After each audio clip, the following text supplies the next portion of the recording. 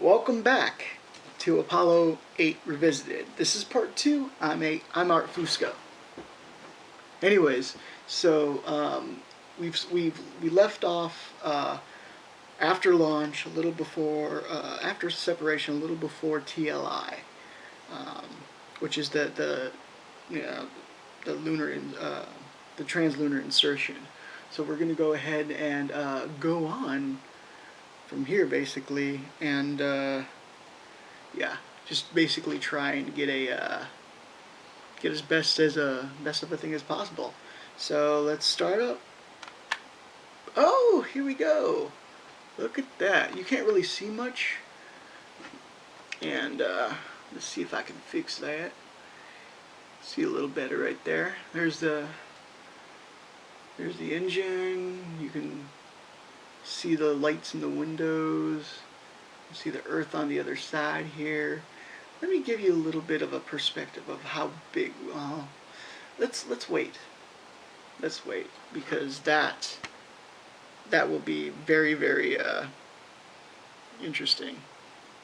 So, moving on from where we were talking about before, we're going to the moon, and the moon, as I said, it's been a part of our history for so long that there's so many myths and old stories about the moon told by those who lived long before. There was an ancient Chinese myth about a woman who also lived on the moon. She and her husband, who didn't live at the moon at the time, were both once immortal beings, but because they sinned, if you know what I mean, they were made mortal. They tried to use a pill to gain their immortality back, but due to greed, the female of the couple, Chanje, spelled change with an apostrophe before the E, who was the wife of the couple, took too much of the pill and began floating. And she floated all the way up until she reached the moon and was stuck there. She was later allowed to have a rabbit. A moon rabbit, about yay big. Keep up. There was also a story about a woman named Rona. After making the moon angry, the moon took her away. As she was dragged off, she held onto a tree, which followed her all the way back.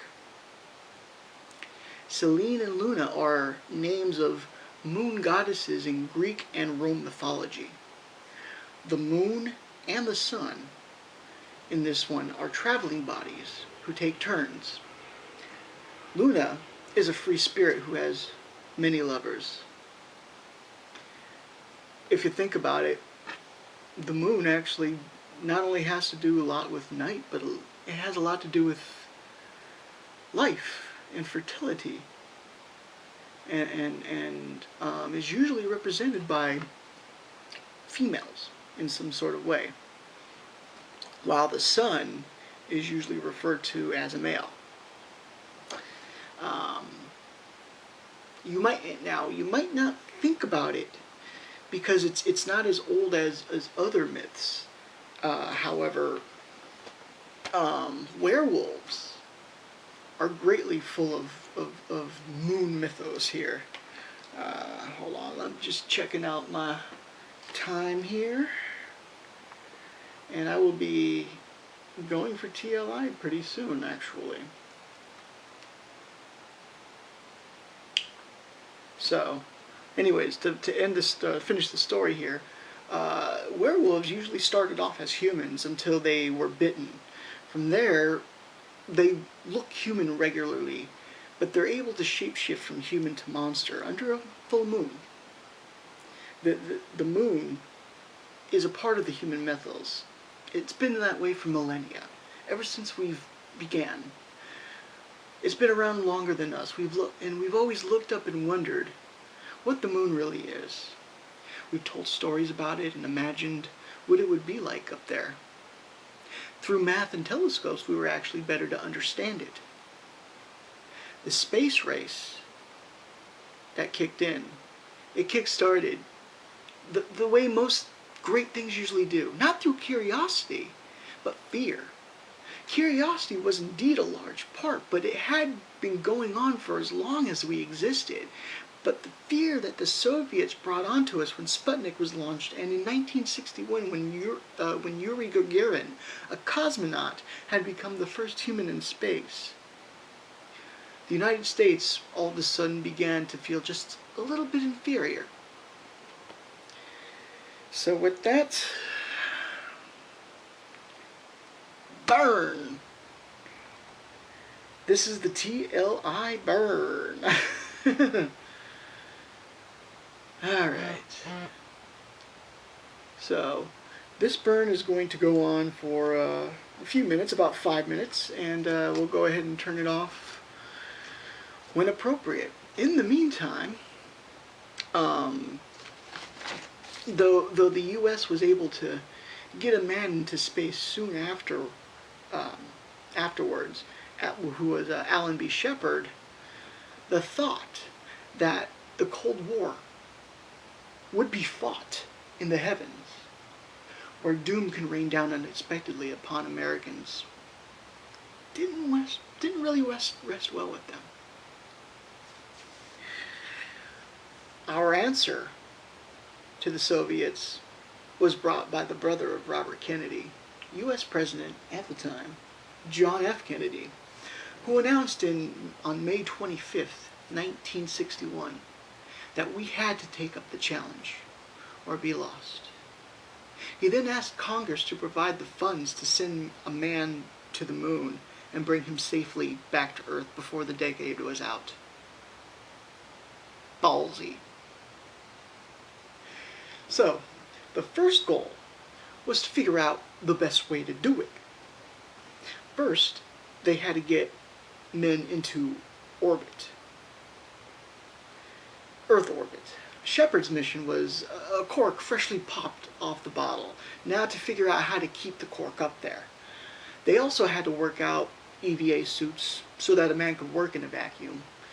They'd need to learn to rendezvous with other craft while in space, as well as learn how to dock. And of course, the effects of humans in zero-G environment over time. What does it do to them? The last objective was to pick new astronauts. And 7 years later, here we are. I know you can't really see much. I promise that will be remedied as soon as the burn is over. I make it a point not to speed up time too much, especially during burns, because it seems to mess with the pogo oscillations. Ruins the mission, basically. So I have to wait until the burn is over, and then I'll speed up time. Now, if anything were to go wrong, the craft at launch time has the explosive power of a small nuke. If they hadn't lifted off yet, and they have time to escape, they have a few options. They can use the jettison escape tower. They can leave through the White Room and either slide down a wire that would take them safely from the White Room, or go down an elevator shaft, down a slide, and into a blast room that is under the launch pad. Oh, look at that. You see the color changing? That's because the Earth, the sun just rose on that side. I should have kind of kept it on there. Sunrise is beautiful. Beautiful on Earth. From space. However, I think you'll get a better kick off of this. Anyways. Okay, we still got a little bit of time here. Alright. So, so they would be led to a blast room under the launch pad. The blast room can hold up to 20 people for up to 24 hours.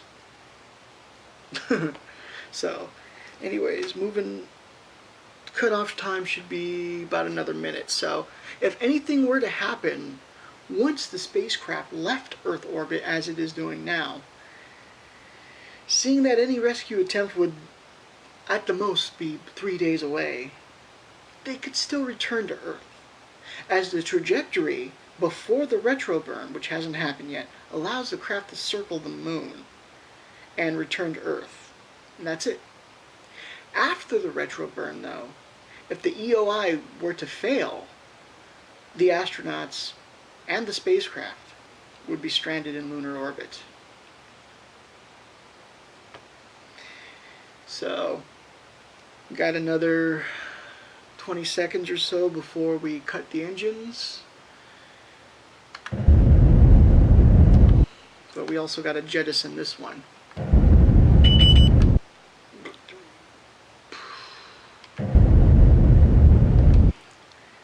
Alright.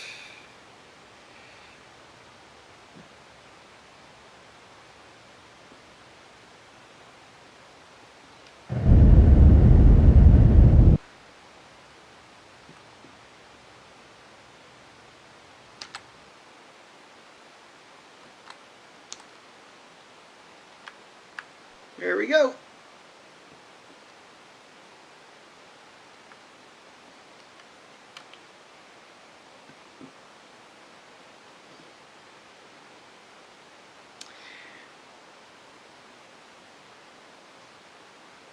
Well, that happened a little earlier than I expected, to be honest. However, we are now on our way to the moon.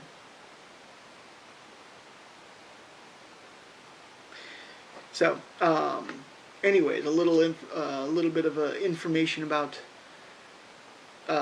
some of the crew, basically, while I speed up time. Frank Borman, who is the commander, is 40 years old at the time of this flight. He is a colonel in the Air Force, and he grew up in Tucson, Arizona. He has a wife, 2 boys, 7 and 15.